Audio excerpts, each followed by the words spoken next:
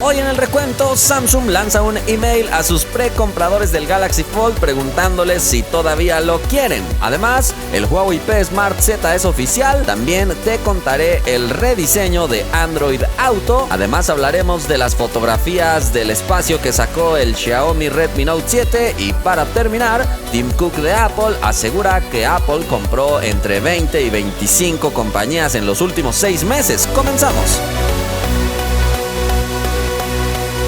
Hola, gracias por estar en un nuevo video de este canal. Revisemos los resultados de la encuesta del video pasado. Te pregunté si tienes o no una tablet Android. La mayoría no la tiene y parece que no es que la necesitemos mucho. Entonces creo que este logro recién alcanzado por Huawei al superar a Samsung en el mercado de tablets todavía no parece ser tan relevante. Pasemos a la primera noticia, ya que hablamos de Samsung, porque es otro capítulo de esta larga historia del Galaxy Fold que parece no llegar a su final. Y en este caso, Samsung ha lanzado un correo electrónico a todas las personas que habían hecho la preventa de este dispositivo, diciéndoles si todavía quieren confirmar esta preventa para que en algún momento, cuando llegue a salir al mercado este dispositivo, se los envíen a ellos, o si no, para devolverles su dinero. En el correo electrónico solamente se lee que Samsung dice que están avanzando en la mejora del Galaxy Fold para asegurarse que esté a la altura de los altos estándares que sabemos que esperan de nosotros,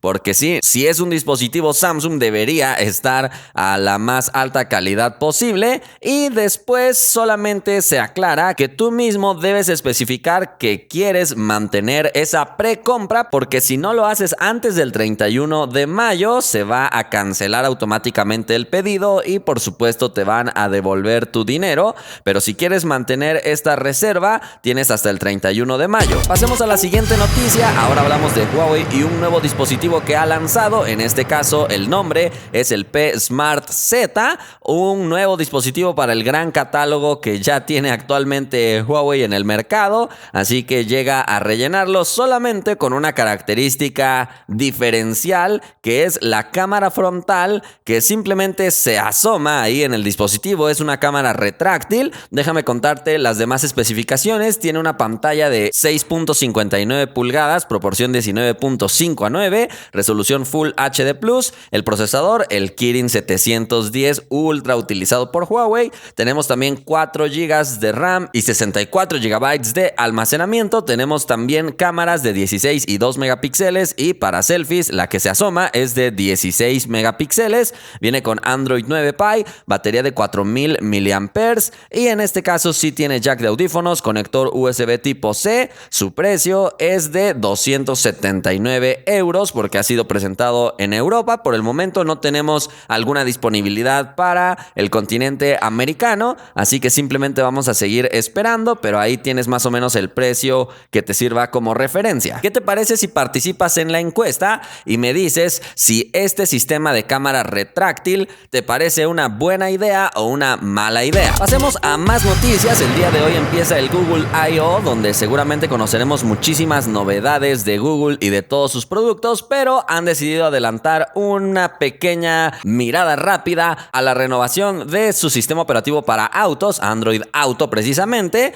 unos cambios estéticos que harán que luzca muchísimo más funcional, con un nuevo sistema de notificaciones y más cosas, pero todavía no se conoce con exactitud qué es lo que va a tener. Para eso tendremos que esperar al Google I/O. Vamos a más noticias. Xiaomi ha lanzado una nueva campaña para su Redmi Note 7, donde primeramente publicó unas fotografías que supuestamente fueron tomadas con este Redmi Note 7, y digo supuestamente porque mucha gente empezó a dudarlo, ya que son fotografías desde el espacio. Sin embargo, después Xiaomi publicó otro video especial para ver y mostrar cómo estaba ahí el Redmi Note 7 navegando en el espacio y tomando estas fotografías precisamente, que por supuesto son de alta calidad. Lo que Xiaomi quiere destacar a través de esta campaña es que este dispositivo trae 48 megapíxeles en una cámara y es lo que quieren destacar, que quieren darle 48 megapíxeles para todos. No sé, yo insisto en que Xiaomi debió haber puesto una cámara gran angular